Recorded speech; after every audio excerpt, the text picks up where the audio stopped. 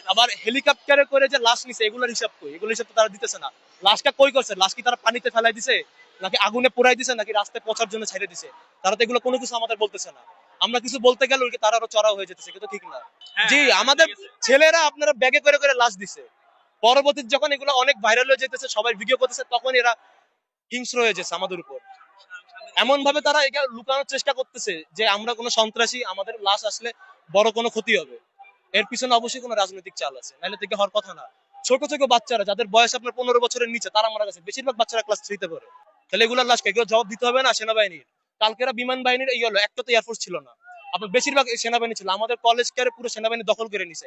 আপনাদের মিডিয়াতে তো বের করে দিছে, আমাদের ছাত্রদের বের করে দিছে, টিচারদের বের করে দিছে। তাহলে এতক্ষণ রাত 9টা পর্যন্ত তারা কি করছে? হেলিকপ্টার নামে যে নিচে ই করছে, এগুলো সব কি? এগুলো জবাব দিবে?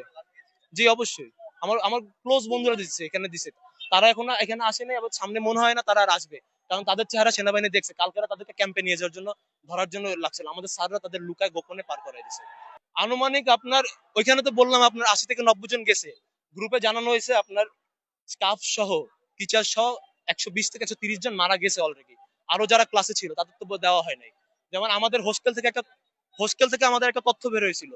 আপনার হোস্টেলের পোলাপান এখান থেকে বের হয়ে উপর থেকে লাশ দেখতেছে, তারা দেখছে এখনো ক্লাসরুমে বেঞ্চ ভর্তি লাশ, যেরকম বসেছিল ওইরকম লাশ গইলে পড়ে আছে।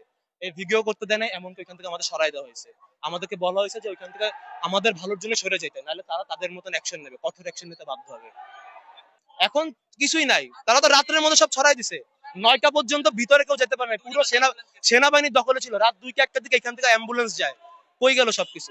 এমনকি আমাদের পিছের যে রাস্তাটা আছে হোস্টেল থেকে আপনার বাংলা থেকে দেখছে, তারা হাগেই আপনার বালতিতে ভরছে, বস্তায় ভরে নিয়ে গেছে। এগুলো সব কই গেছে? না এখন এখন আপাতত দেয়, সব তো রাত্রে শেষ। না, এগুলো পিছের রাস্তা থেকে বলে নিয়ে যাওয়া হয়েছে, হোস্টেল থেকে হোস্টেলের ছেলেরা জানাইছে।